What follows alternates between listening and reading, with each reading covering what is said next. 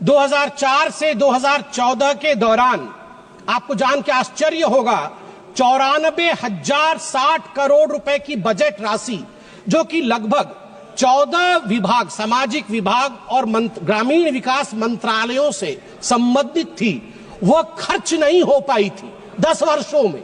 यह बजट का लगभग 6.4% हिस्सा उस समय खर्च नहीं कर पाई थी यूपीए की सरकार। मैं कृषि क्षेत्र का उदाहरण एक देता हूं। 2013-14 में कृषि का बजट यूपीए के समय में 27,663 करोड़ था। अब वह 5 गुना बढ़ करके 1,37,756 करोड़ हुआ है। फर्टिलाइजर की जो उर्वरक की जो सब्सिडी है वह भी 5 गुना बढ़ा है। अभी हाल फिलहाल में बिहार के भागलपुर से 19वां प्रधानमंत्री किसान सम्मान निधि में लगभग 10 करोड़ किसानों के लिए 22,000 करोड़ रुपए प्रधानमंत्री जी ने रिलीज किया। मैं याद दिलाना चाहूंगा कि एक उस समय की कहानी थी जिस समय कर्ज माफी की बात कांग्रेस पार्टी करती थी। एक मंत्री थे, उनके ट्रेजरी बेंच में उस समय बैठते थे, मैं उनका नाम नहीं लूंगा, बहुत बड़े मंत्री थे। उन्होंने आईटी एग्जेम्पशन के लिए, इनकम टैक्स एग्जेम्पशन के लिए, मैं कृषक हूं और मैं कृषि से भी अर्न करता हूं, 7 करोड़ रुपए का गोभी गमले में उगाया था। गमले में 7 करोड़ रुपए की गोभी उगी थी। सोचिए कैसे 7 करोड़ रुपए की गोभी उग सकती है गमले में, ये मुझे नहीं पता है। अब मैं 2 छोटे छोटे विषय हैं मगर बहुत मन के अंदर कहीं ना कहीं एक इम्प्रिंट छोड़ेगा। मैं उदाहरण देता हूं। गौरव गोगोई जी बैठे हुए हैं। गौरव गोगोई जी ने आज गोल्ड मोनेटाइजेशन के ऊपर बात की। मैं 2 हेडलाइंस लेके आया हूं। पहला हेडलाइन है इंडियन एक्सप्रेस का मुंबई से जो छपा था जुलाई 8, 1991 का हेडलाइन है, और ये लिखा है शंकर अय्यर ने। हर कोई इसे सुने और पढ़े भी। Secret sale of gold by the Reserve Bank of India. 21,000 kg of metal airlifted to coded destination. एक समय था 1991 में राजीव गांधी ने और कांग्रेस पार्टी ने चंद्रशेखर जी की सरकार से हाथ खींच लिया था। उस समय लिक्विडिटी की अभाव थी। देश में एक त्राहिमाम की सिचुएशन बनी थी अर्थनीति में, और उस समय पहली बार हिंदुस्तान के ऊपर वो त्रासदी आई थी कि देश के सोना को 67 टन ऑफ गोल्ड इसको गिरवी रखा पड़ा था। और शंकर अय्यर जी कहते हैं कि मैं मुंबई के एयरपोर्ट में देख रहा था, चुपके गाड़ियां आ रही थी आरबीआई की और हिंदुस्तान के सोने को एयर इंडिया के एयरबस में लोड किया जा रहा था, हिंदुस्तान के बाहर भेजा जा रहा था। आप सोच के देखिए। और दूसरा हेडलाइन सभापति महोदया में पढ़ना चाहूंगा 31 मई 2024 का। RBI brings back home 100 tons of gold from United Kingdom. Narendra Modi ji के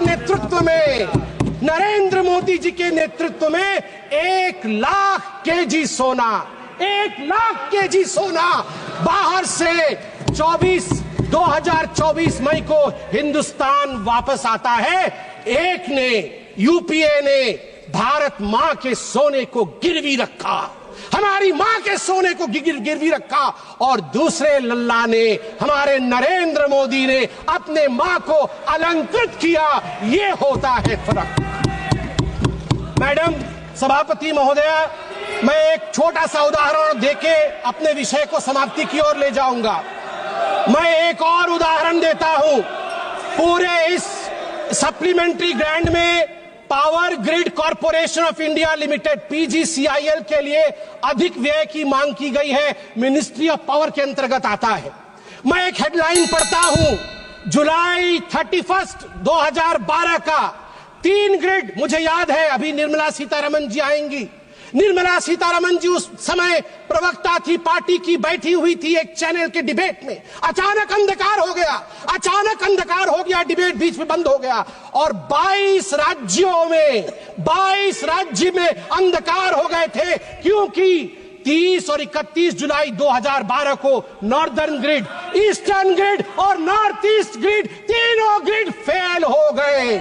700 million people were plunged into darkness. 9% of the world population were plunged into darkness. TMC के लोग बैठे नहीं हैं। 200 मजदूर एक माइन के अंदर बंद हो गए। न जाने कितने लोगों ने जो वेंटिलेटर पे थे उनकी जान उनको गंवानी पड़ी थी। और आज दूसरा हेडलाइन में पढ़ता हूं टाइम्स ऑफ इंडिया का, June 3, 2024, India's come a long way since 2012.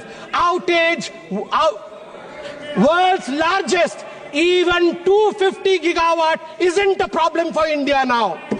मई 30, 2024 को अचानक भारत की जो पावर की रिक्वायरमेंट थी वो सारी रिकॉर्ड तोड़ देती है।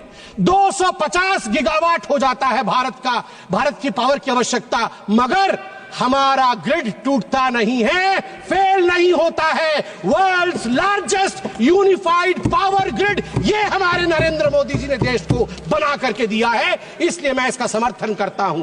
अंत में महोदय, मैं बस अपने भाषण के अंत में यही कहना चाहूंगा कि हमारे राहुल जी ने थोड़े दिन पहले, कल ही उन्होंने कहा कि वोटर लिस्ट में गड़बड़ी है। अभी अरविंद सावंत जी भी बोल रहे थे कि वोटर लिस्ट में गड़बड़ी है। वोटर लिस्ट में गड़बड़ी नहीं है, आपके डेवलपमेंट लिस्ट में गड़बड़ी थी। आपके डेवलपमेंट लिस्ट में गड़बड़ी थी, वोटर लिस्ट में गड़बड़ी नहीं है। अभी हमने बताया आपको, अगर वैसा डेवलपमेंट आपने किया होता तो आज आप वहां नहीं बैठे होते। दूसरी बात, ये कांग्रेस पार्टी कहती है कि रोहित शर्मा अनफिट है। रोहित शर्मा अनफिट नहीं है, राहुल गांधी अनफिट है। और मैं बता दूं, नरेंद्र मोदी जी के कप्तानी में ही आप देखिएगा भारत विश्व का चैंपियनशिप ट्रॉफी जीतेगी। भारत माता की जय, जय जगन्नाथ।